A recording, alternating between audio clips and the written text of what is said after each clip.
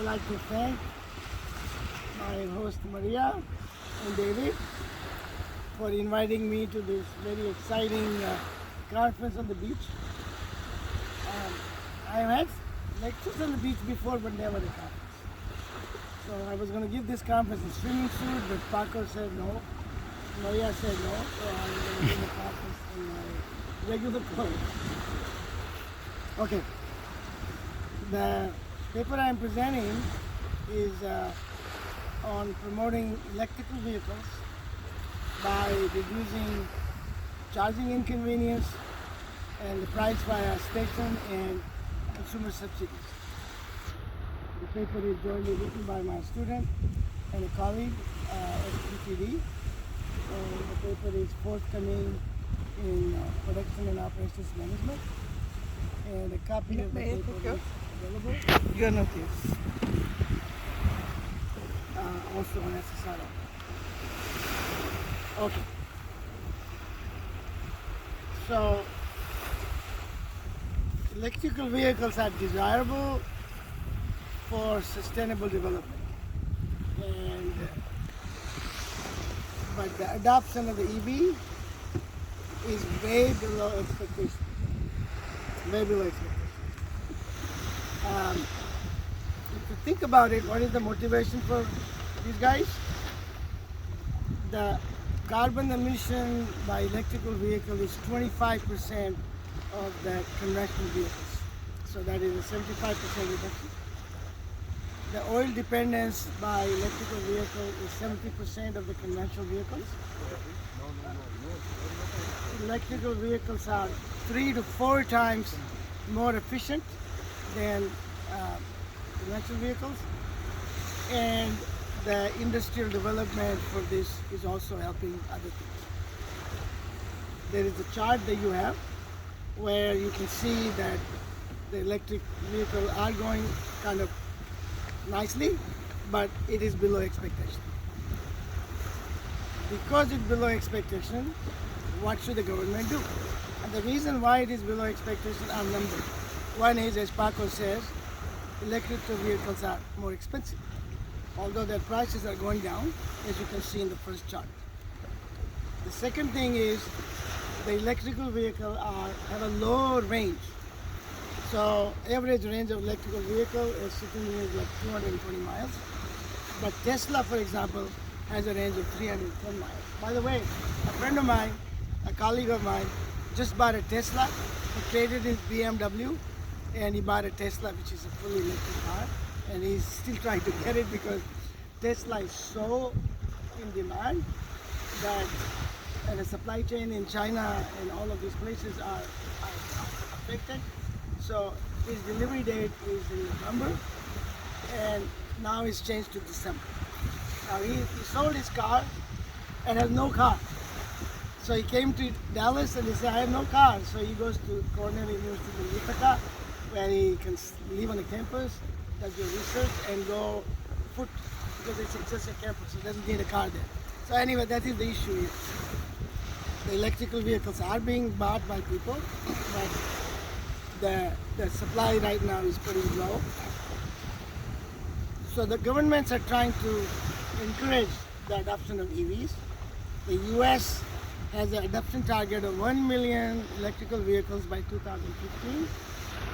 And China granted a total of 14 billion US dollars to support the development of the new energy vehicle industry from 2011 to 2020. So 9 years, almost $15 billion. So because the adoption is lower than expected, and because there are problems why the EVs are not, EV means electrical vehicles are not being adopted, the government needs to subsidize. And the government needs to subsidize, so this is the paper that talks about what kind of subsidy the government can do in order to encourage the adoption of the EVs.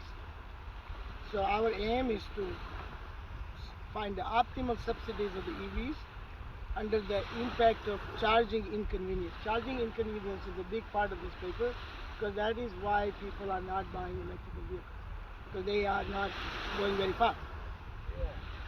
So the question is, what is the optimal subsidy structure? Subsidizing either the consumers via a credit. So if your price of the car is, let's say, $20,000, $30,000, $40,000, and if I give you $10,000, then your car price becomes $30,000. So that is one way to subsidize the consumers. Another way is to subsidize. How much Tesla cost? Tesla, how much cost? Tesla, oh, I don't know. I didn't ask him the price, but it is probably around $60,000-$70,000. But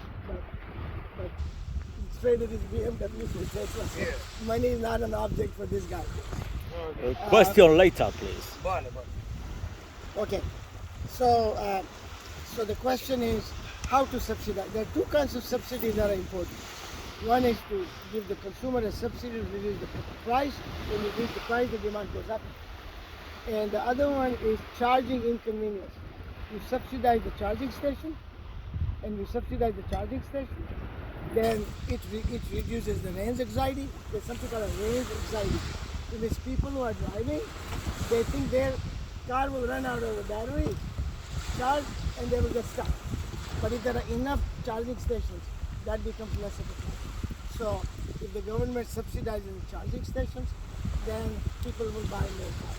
So there is another kind of subsidy. The question now was, what kind of subsidies government do, in terms of a formulation.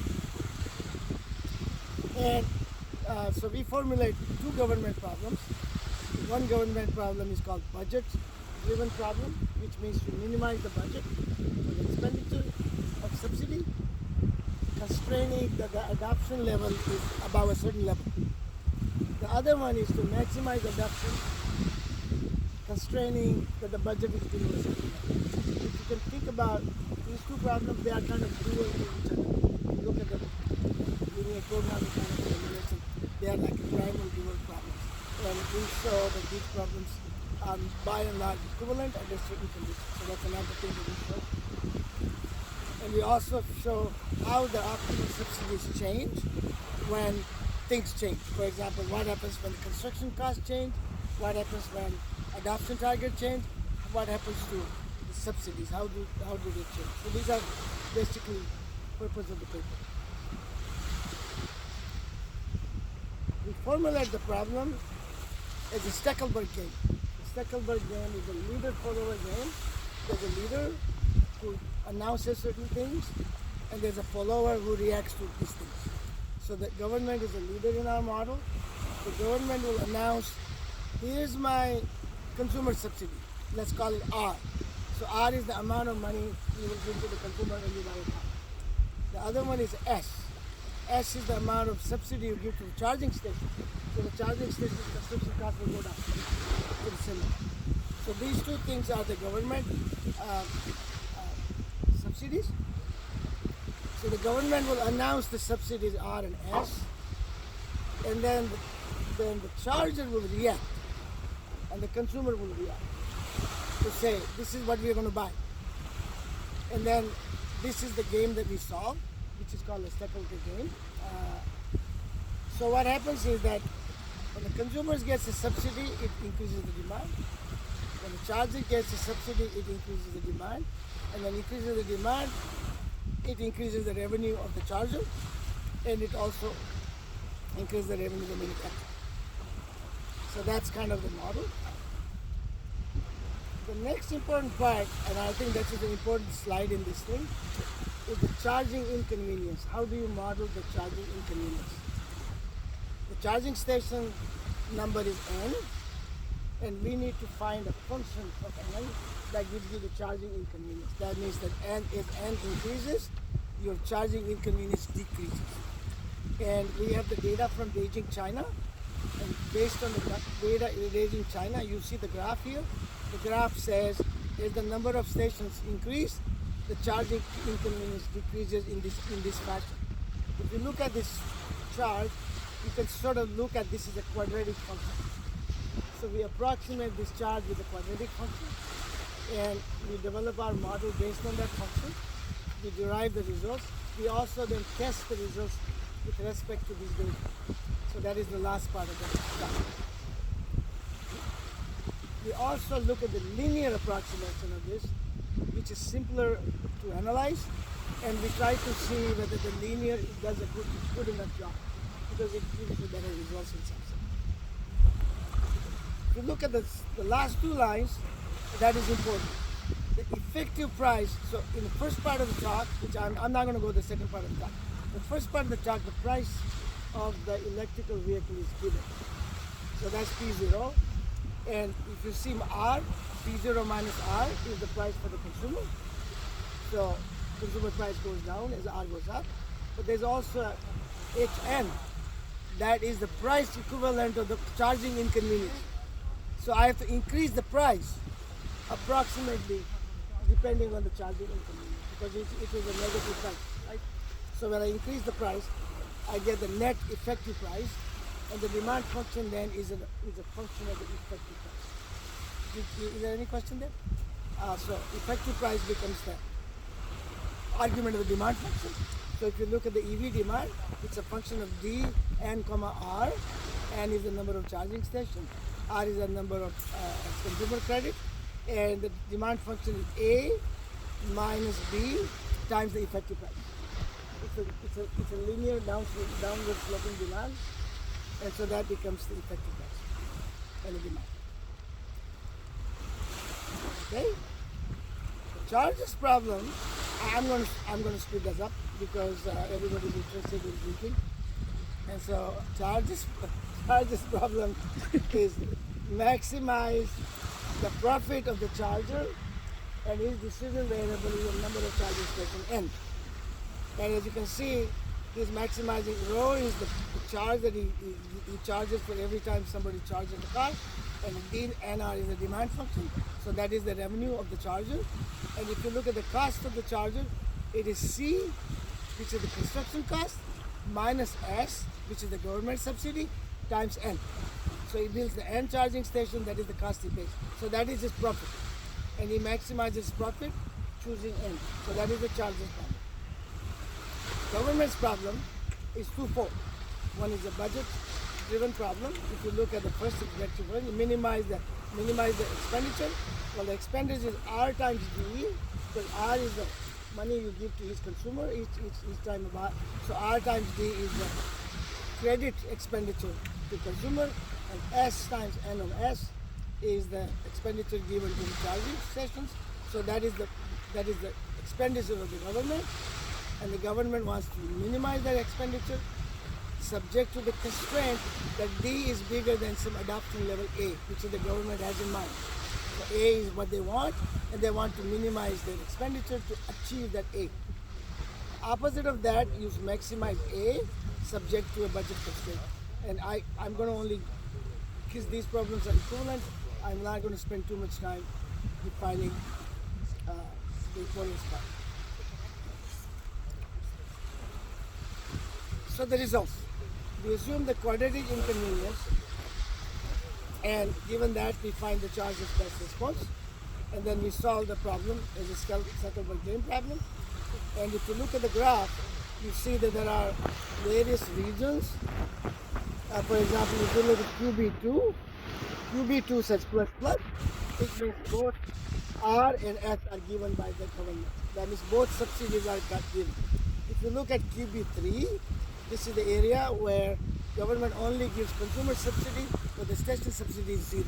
Okay, so this gives you the area where different subsidies apply, and the general result is that if I fix the adoption level, then the charging and the number of stations decreased in construction cost, which is intuitive. The higher the construction cost, less number of stations will be built. And then the subsidy of the government increases first, then decreases.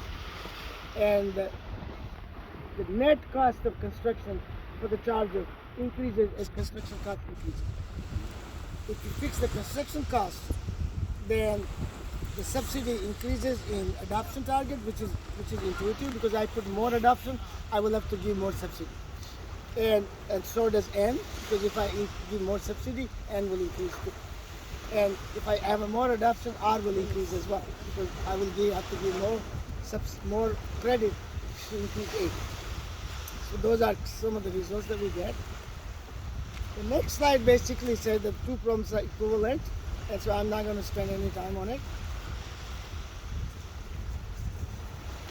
The next slide says that if manufacturer also has a price decision, which means P0 is not that it's given, but the manufacturer can also decide on the price. And so again, you have a two-level settlement problem. And the main result is the following: that if the adoption level is below a threshold, this is the corollary 3, then no subsidy is needed. Government doesn't need to give any subsidy if the A is sufficiently low. If the adoption is sufficiently high, then in the second case where the price is a decision variable, both subsidies are to be optimal, and you have the formula that give you the amount of subsidy in each case. So that's kind of a price decision. The last part of the talk is the numerical results, and here we take the data from Beijing and we compute various thresholds that we are finding in our paper. For example, A beta is the threshold which says that if I have a maximum inconvenience and there is no consumer subsidy, then only 19,000 cars will be sold. If I have a zero inconvenience, then no consumer credit, the 200,000 cars will be sold. Okay, so the government wants a bigger adoption, they have to do subsidy. And then there are two threshold values which we compute using the formulas, and these are 32,000 and 18,000. That says that below 32,000 is the case of low construction cost. Between the two thresholds is the case of medium construction cost, and above that number it is the case of high construction cost. So if you look at the picture there on the right side, you say HCC, where HCC is 600,000, which is a high construction cost. MCC is 60,000, which is the medium construction cost, and LCC is 20,000, which is a low construction cost. So what we give here is under different construction costs, we tell you how the government's expenditure increases given the adoption level. You see, as adoption level increases, this is the way the government expenditure increases. It increases slowly and then increases very fast. I cannot describe this without a slide, but you can look at it. The second chart gives you the cumulative subsidy government and the consumer subsidy for the government. And the third chart gives you station subsidy. So these charts basically for the data tell you what our model gives you for this base case. Then we have a quadratic convenience case. Again, we give you cases under different construction costs, where you see expenditure under low, medium construction cost, expenditure high construction cost, and if you look at the chart, you can sort of see how they change. And then I should conclude the paper. And the concluding paper, I say that in this model, we have developed analytical models to design effective subsidy programs with the impact of charging inconvenience. We obtain the optimal subsidies, station and consumer subsidy, and identify several structural properties under linear and quadratic inconvenience separately. And we compute numerical results under quadratic inconvenience and show the consistency of the numerical results with analytical results. And with that, I thank you for holding this excellent conference, and thank you, Paco, for well, this is an international conference. There are a bunch of Slovenians, but there's one Spaniard and one American. So it is largely an international conference, right? Thank you. Okay. Thank you. Question, please. Oh, Vitaly was the one who was going to ask the question, but he decided. The question has disappeared, Yeah, so the no question- question at all. The question is, how did you measure the satisfaction? You know, you had this Yeah. function. Yeah, there are network models that tell you if you have a n number of stations, what is the average distance between the two stations. And so that is the analytical formula, so you can do that. So average distance is one part of it. There's a model in the paper that you can see. And then once you have the average distance, then you can see the average distance is decreasing or increasing. So you did no qualitative research with the customers. But then we have the data, Yeah. and then we plot the data, and we find out the average distance for the data, and then that chart gives you what are the inconvenience. And I think there are other papers in the literature that have also done this kind of theoretical analysis. But ours is a paper that actually does do some data. And there are two more papers that are being done. One is a paper when the prices are important, which is very briefly described, and the other paper is two-phase, because all subsidies has to be eventually phased out. You cannot subsidize forever. So what do you do and how to phase out the subsidy? So that would be another paper that is being done by. So this is a doctoral student who's graduated in this year. Okay. Now a photo of the presenter with the chairman because there are no photos. The presenter with the chairman.